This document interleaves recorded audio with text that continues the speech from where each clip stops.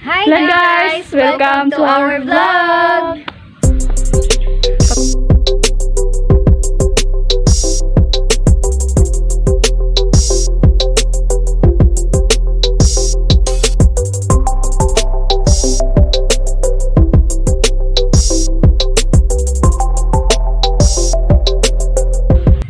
So for today's video, we will be talking about Bruner's Constructivist Theory. So, since maraming nagre-request sa amin na gawan nito ng video, napag-desisyonan namin na gagawa na nga siya ngayon. So, don't worry sa ibang viewers namin. Next video na naman kayo. Just like, follow, and Subscribe! So, ano na? Tara? Arat na!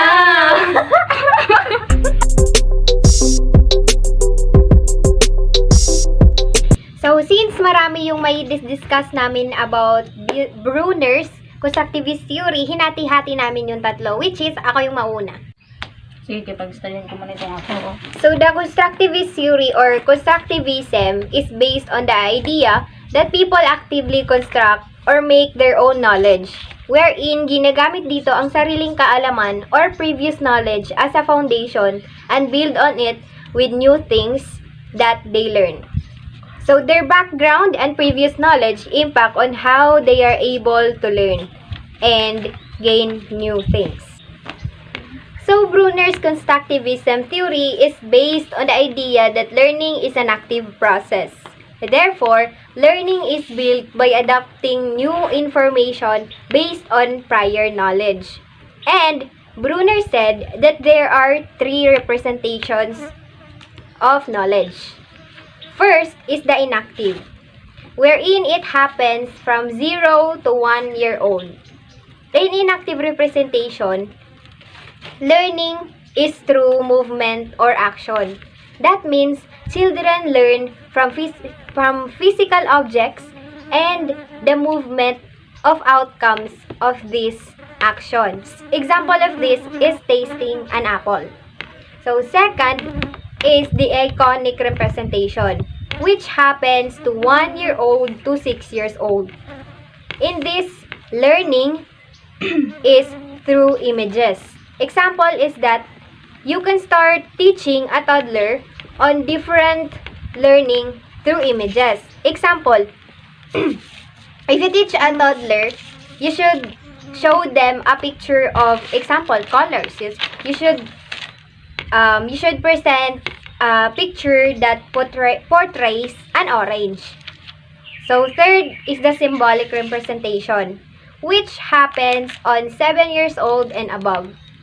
In symbolic representation, the learning is through abstract or symbolic representation. Example is when a teacher in elementary will define and explain verb into its simplest definition, wherein verb is simply an action word. And when that student reach the high school, he will then be introduced to another complex ideas regarding verb, wherein he will meet the different classification and types and also the uses of verbs.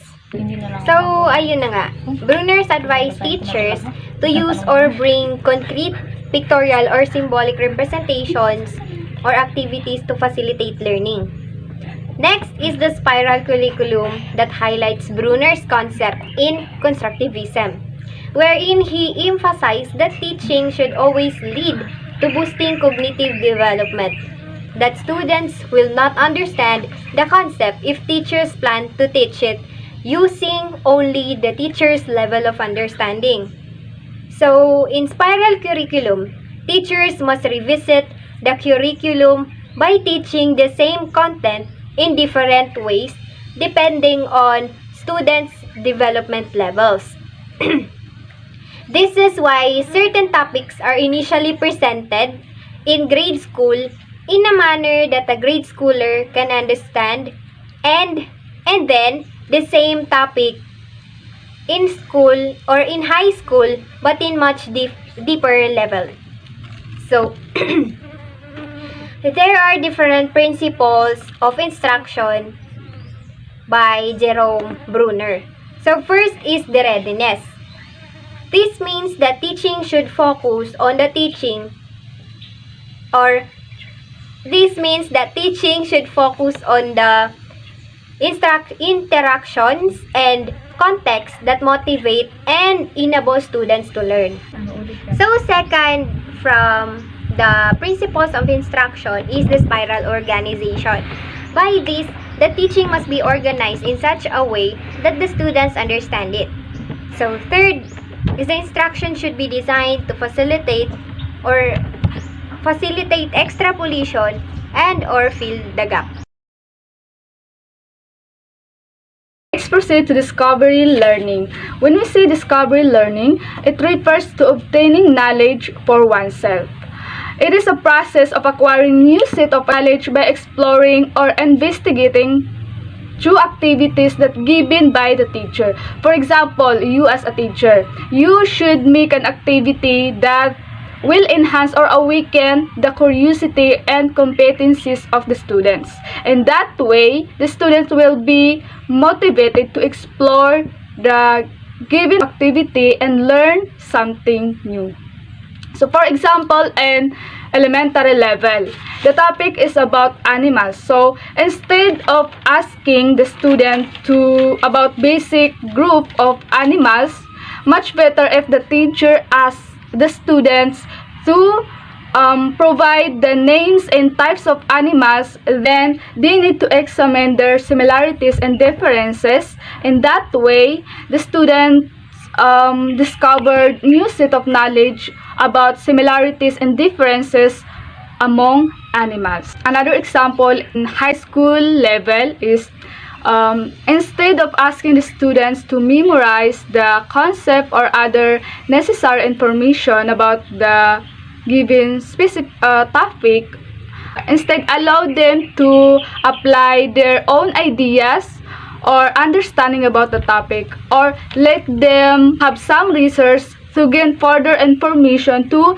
improve their understanding regarding sa topic na yon. And on 1966, Bruner states that a theory of instruction should address 4 major aspects. And number 1 is the predisposition to learn. So Bruner introduced the ideas of readiness for learning.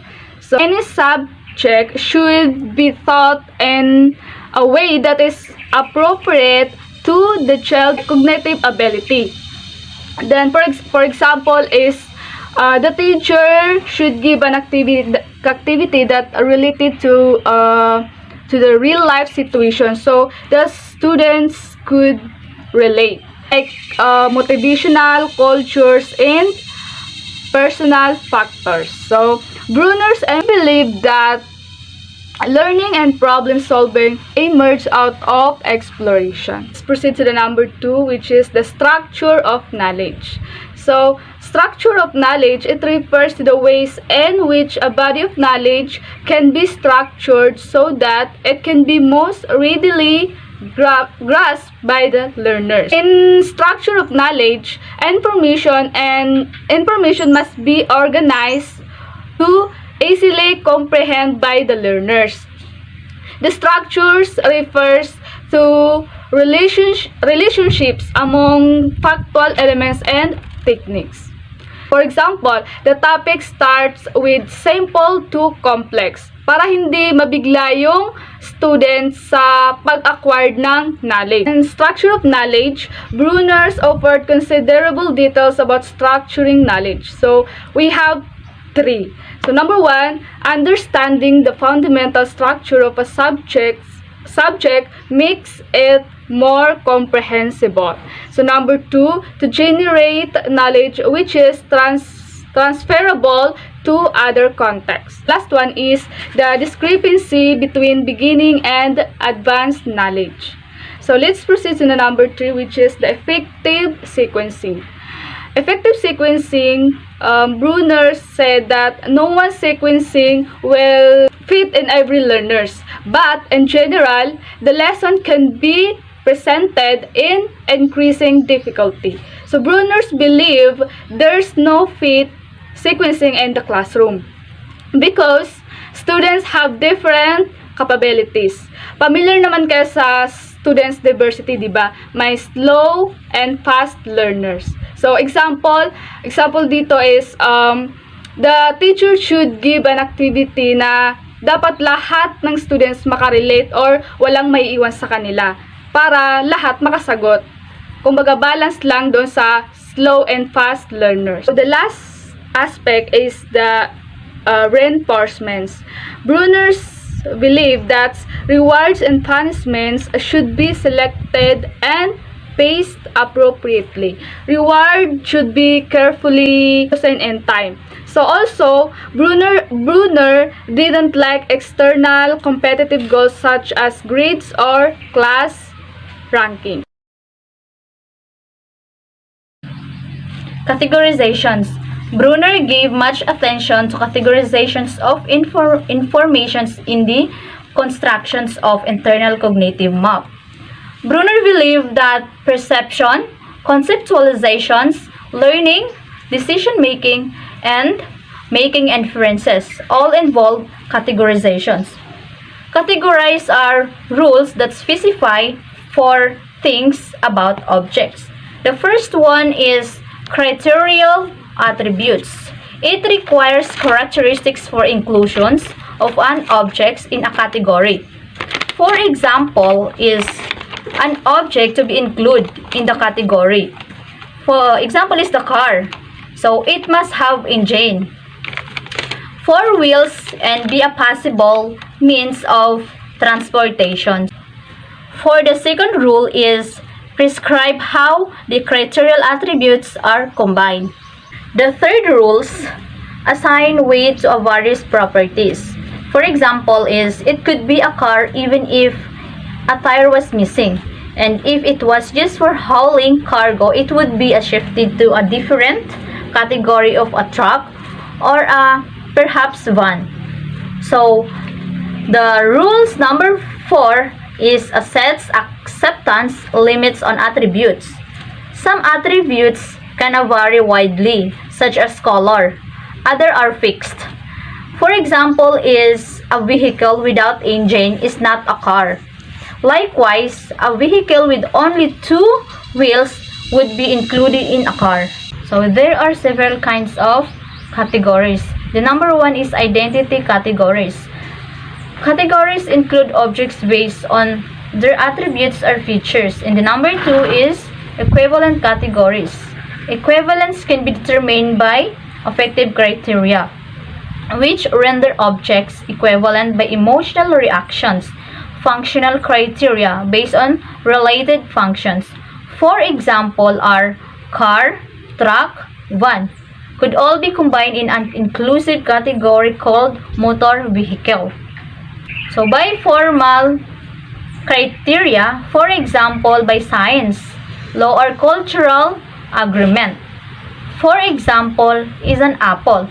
Apple is an apple whether it is a green, ripe, or dried. So that is identity. So apple is a food. So that is a functional. So and it is a member of a botanical classifications group. So it is a formal. The number 3 is coding system. Are categories that serve to recognize sensory input. They are a major organization's variable in higher cognitive functioning. Going beyond immediate sensory data involves making inferences on the basis of related categories. Related categories form a coding system. These are hierarchical arrangement of tended categories.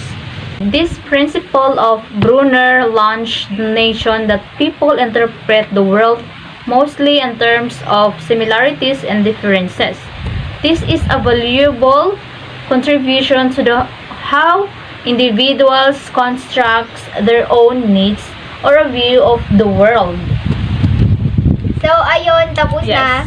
Sana may naintindihan kayo at may napulot kayo na aral. So, just wait for our next video. And again, don't forget to share, Share, like, and subscribe. Bye!